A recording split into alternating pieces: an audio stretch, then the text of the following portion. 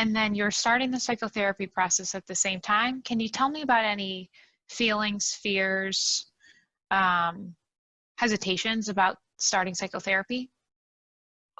Yeah, I mean, I had done psychotherapy before, and it wasn't all that helpful before. And so a lot of my fears were that basically, that it was going to be the same kind of thing, and that it wouldn't be all that helpful. What was and unhelpful about it? Well, just some of the modalities I had done in the past, were very childhood focused and things like that, which I think it wasn't completely useless. Like it was kind of useful to. I think that got me starting to walk down the path. In that you go in there and you kind of expose yourself to reflection about these things that happened in the past that you really want to avoid thinking about because of the feelings that they make you have if you do think about them, and those are feelings you want to avoid. So it was good, it was good to get some reps in on that, I think. But overall, like without understanding the kind of underlying mechanism, which for me, again, I think is aversion to certain feelings. I think that's like kind of one of the core things for me. Yeah, the language I would use for that is experiential avoidance. Yeah. Okay. Yeah. Yeah. But going in there and getting some exposure to that, I think was a good step along the way. Another thing though that I was scared about or worried about early on, because I had seen psychotherapists kind of all throughout before I moved, but early on, I remember one of the things I was worried about was that I'd lose an edge of some kind. That in other words, the fact that I had just come from doing school, doing and doing industry and excelling in them for a while, but doing it in a way that was kind of obviously unhealthy to me. The 80 plus hour weeks didn't seem very balanced. I was worried that if I felt as though that was being driven by some kind of imbalance or like I basically I felt like I was messed up, and it was being messed up that was driving me to succeed. And I was worried that if I fixed whatever was broken, that I would no longer have this drive, and therefore I would not meet my goals. Interesting logic. Can you tell me more about what you thought was broken? I mean, I just knew that my focus and energy to succeed was unusual. And that, especially when I was in like undergrad, there weren't many peers of mine who were as driven. I started to be around more and more driven people as I started to succeed. And then, and in a way, it was interesting how many people around me that I also thought maybe were doing it from a place that was kind of like they were running from something, basically, or something along those lines. And is that now? So tell me how that changed over time. Do you still feel like you have that drive or that edge, even though you've worked through some of your, well, I guess tell me how that progressed over time. Well, I think that, as I said before, the reason I wanted to do those things with my career, the reason I wanted to succeed wasn't because I valued the career or success in and of itself.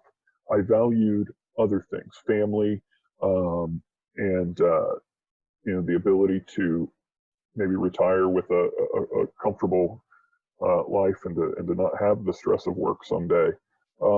And the way that evolved, I think, was to realize that basically that sacrificing all those values now in order to reap rewards related to those values later on maybe wasn't a good strategy. In other words, I wasn't seeing my family. I wasn't, I was sick. I was making myself sick. I wasn't enjoying life all that much. So I think one of the things that I was able to figure out was that even, as far as what my values actually were, that this wasn't even a good way to achieve them. I was sacrificing family I was sacrificing family in order to get ultimately closer to my family in some idealized future, which just seemed like a good strategy at the time. But I think, you know, now I spend a lot of time with my family, and it's and you know, I still do. My career is not that important to me. It never was. It was just important as a means of getting to these other things. Hmm. And so how would you say that your drive changed? Um, I mean, I'm definitely still capable of working hard, but it just seems less core to my identity. You know, it's like I don't. So perfectionism with work, you know, was one of the big things that I was having issues with whenever I first started working with you, um, and I take a lot of that. It's easier now to be less perfectionistic because now that I have a better sense of what my values are, it's like, you know, am I going to spend an extra 5 hours, you know, making this piece of work a whole lot better, or no, not a whole lot better, a little bit better, or am I going to be happy with good enough so that I could spend that 5 hours doing something more valuable to me? So it's made so in some ways, you know, my output is not as high, um, and maybe not even close, but I'm more satisfied with the level of output, and I'm certainly vastly more satisfied with the other areas of my life that I'm able to spend time with. And so that's wonderful. How did you get there? What did you do when you first started challenging perfectionism?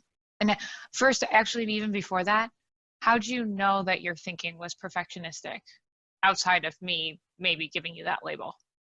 Yeah, I mean, I worked with a management consultant at one point in time, a management coach, and they were like, "Oh, well, you know what you really need to do is put in, you know, is be comfortable making a crappy first draft." And I was like, "Oh, interesting. Yeah, you're right. Like I'm always want." So yeah, that got me thinking about that. And as far as your other question about like, how did I get there? I mean, I think moving was a when I was making that decision to move, you know, I did talk to some other people, and everybody gave me a refrain that seemed, you know, it seemed to be cliche, but was actually right. And that is, you know, you got to put your health first. That's what everyone was saying. And I don't know how much, you know, they were just saying what they should say versus really, you know, because I certainly wasn't really thinking hard about it at the time. But I think that that first step of putting my health before my job, um, made it a lot easier to put other things before, you know, family before my job and all of these other things. And was that hard to do in the beginning? Um, After I moved, it was that made things a whole lot easier. Just that was just a real turn. You know, so in other words, most of the change happened very quickly, and then but it wasn't, but it didn't completely solve the issue of you know occasionally wanting to fixate too much on my work, and wanting to overdo it, especially. I mean, that was, you know, one of my patterns was while it was kind of like while I'm able was the strategy, and that is, you know, if I'm feeling good today, because you know I could get you know on a given day I might be sick and not be able to do much, with you know with the condition I've got, or even with anxiety, like I might just be having an anxious day and need to do less that day. So I had this strategy that I was using, um, after I moved of while I'm able, which is just, you know, if I'm feeling good, just keep going, keep going, keep going, because I need to get all this stuff done. Because what if I'm not, you know, what if I'm not able to tomorrow? Um, and so locating that as not being the best strategy was like the second, you know, the second big step in terms of dealing with perfectionism, dealing with sort of working anxiously. So to mirror that back to you, basically first you labeled what was happening and you decided that perfectionism was a problem of strategy, not outcome, that you could still value excellence without needing to do things perfectly all the time. Then you used your values to shift your priorities and let yourself stop at diminishing returns, we could say. That some of your output was at the point of diminishing returns. Yeah. And then once you clarified your values, then you started looking at like cognitive distortions. And one of them was, I need to be working as long as I can, or like Yeah. while Yeah. I'm able. Yep. Yeah, that's right. And you know that, and even that hasn't been easy, because it's, you know, when you stop working while you're still able and you're used to having this mindset, um, if you don't decide to respect that decision, you're going to keep feeling guilty and feeling doubt about whether or not you should be working. So that was a big one for me as well. You know, while I was in this high stress industry, I never really had all my attention on work or leisure, to use a word like, to describe that which is not work. So, you know, if I was working, I was always thinking about how much it sucked that I wasn't able to do all these other things, you know, go on a vacation or something like that. But then when I was on vacation, I was feeling guilty about the fact that I wasn't working at that point in time. And it was really key. I mean, and I still struggle with this, but it's one of the best things I've been able to do is recognize that, like, I can I can tell myself, like, no, I've decided not to work now. And so I'm just not going to think about this until tomorrow. So Sunday nights, every Sunday night still, you know, I have to tell myself, like, no, like, I'm not going to worry about that yet. This is still, you know, my time, family time, whatever it is. And I'll work on that tomorrow. Yes, that's great. And is there something in particular that has helped you when you have that kind of self-talk?